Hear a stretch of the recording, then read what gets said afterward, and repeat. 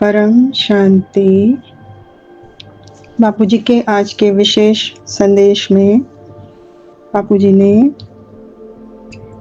हम बच्चों को बहुत सारी ऐसी चीज़ें बताई हैं, बहुत सारी ऐसी बातें बताई हैं कि हम गृहस्थ जीवन में रहते हुए भी कैसे अपने परिवार में रहते हुए भी, हद का परिवार या बेहद का परिवार, उसमें रहते हुए भी हम कैसे सबको संतुष्ट रख सकते हैं और अपनी भी तीव्र गति बढ़ा सकते हैं पुरुषार्थ की तरफ।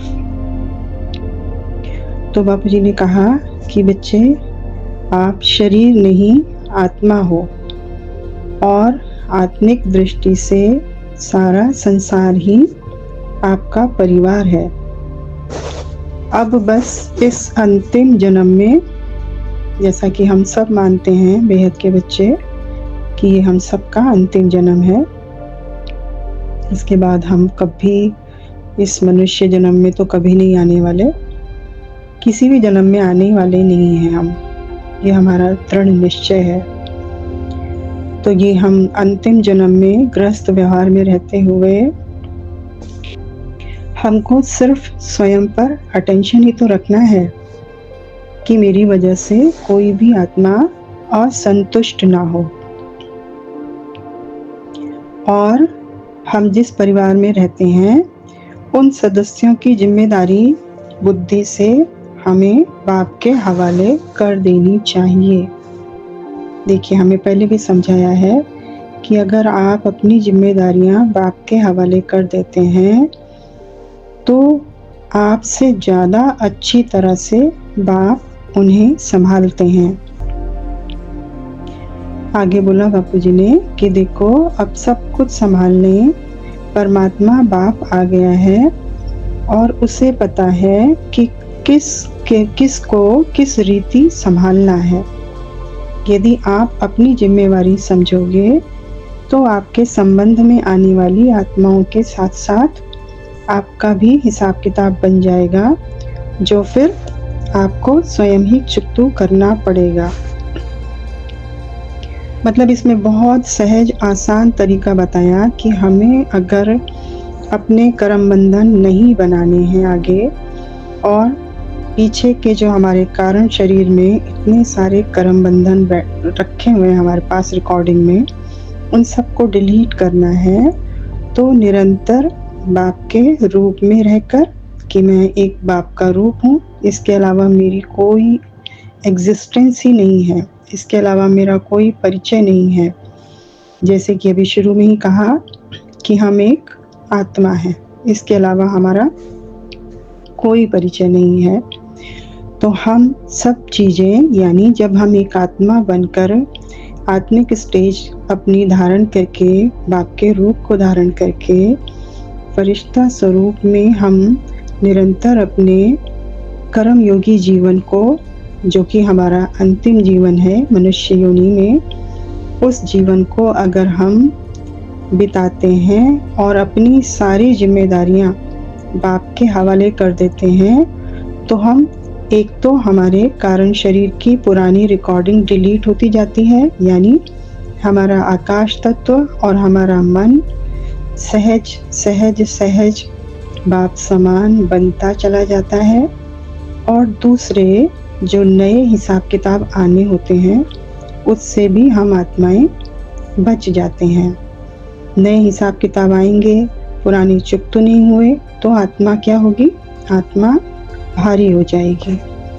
आत्मा भारी हो जाएगी तो पाप समान बनने में उसे बहुत अधिक पुरुषार्थ करना पड़ेगा। इसलिए आगे बापूजी ने बोला कि अब सब कुछ परम पिता परमात्मा के हवाले करने में ही हम सबका कल्याण है और हमारे संबंध में आने वाली आत्माओं का भी कल्याण है। इसलिए बच्चे, आप निश्चिंत हो जाओ, आपका बाप स्वयं आ गया है आप बच्चों की जिम्मेवारी संभालने। देखिए, बाप ने हमको कितना हल्का कर दिया कि आपकी जो भी जिम्मेवारियां हैं, तन की, मन की, धन की, किसी भी तरह की कोई भी जिम्मेवारी, संबंधी, संपर्क जो भी है, उन सब की जिम्मेवारियां बाप को देकर हम निश्चिंत हो जाएं, क्योंकि हमारा बाप खुद ही आ गए हैं बच्चों की सारी जिम्मेवारियां संभालने। तो फिर हमें बार बार सोचकर भारी नहीं होना है। ये हमें बहुत सहज, बहुत आसान तरीका बताया है। आगे बताया बापूजी ने कि जो थोड़ा बहुत हिसाब किताब है वो सहज रीति चुकतू करो, अर्थात बार बार बाप को समर्पण कर अपनी सीट पर सेट होने का अभ्यास करो।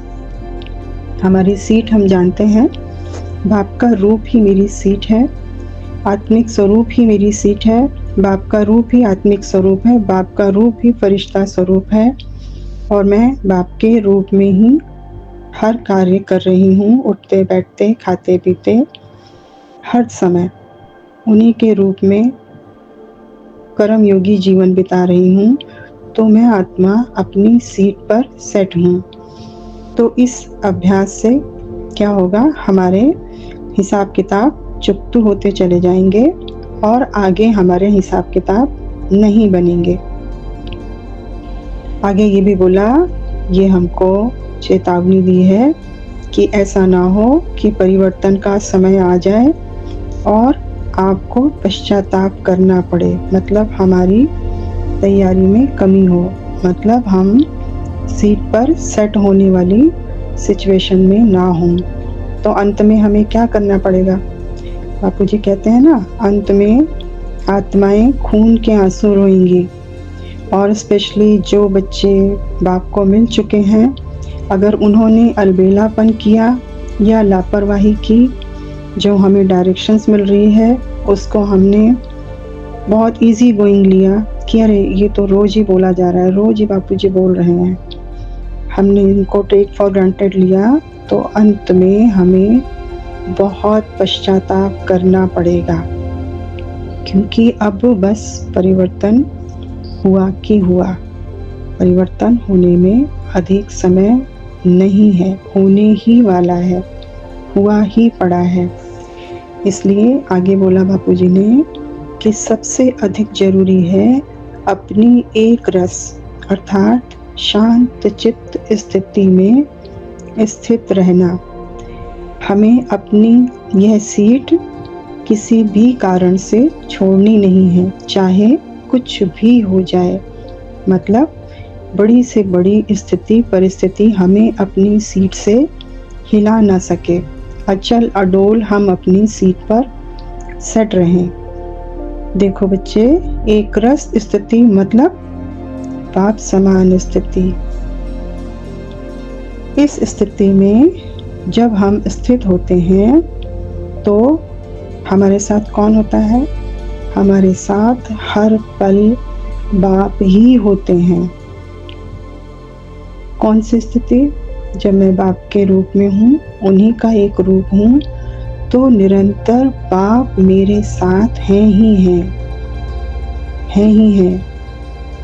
बाप का रूप मेरे साथ जो मैंने धारण किया हुआ है, तो बाप का रूप मेरे साथ है ही है। और जब बाप का रूप बनकर ही मैं सारे कार्य कर रही हूँ, तो बाप समान स्थिति में ही स्थित हूँ।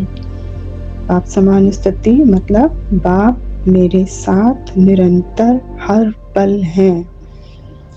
और आगे बोला बापूजी ने कि जब भी कभी आप योग लगाने या किसी भी कारणवश संकल्पों में क्या, क्यों, कैसे, ऐसे, वैसे या कब तक लाते हो, तो क्या होता है? तो हम बाप से दूर हो जाते हैं, अर्थात अपनी मंजिल से दूर हो जाते हैं। इसलिए कभी भी इन शब्दों को दिमाग में लाना भी नहीं, सोच में भी नहीं, संकल्प में भी नहीं।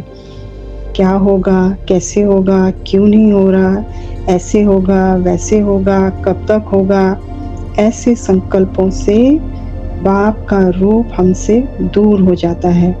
इसलिए ऐसे संकल्प हमें नहीं लाने, निश्चय बुद्धि बनकर बाप पर 100% निश्चय रखकर होना ही है, हुआ ही पड़ा है, होने ही वाला है, हमारे सुख के दिन आए कि आए, हमारी मंजिल पर हम पहुँचे कि पहुँचे, ऐसा 100% निश्चय रखकर हमें बाप समान बनकर बाप के रूप में निरंतर अपने आप को बाप के समान बनाए रखना है, संकल्पों के साथ भी।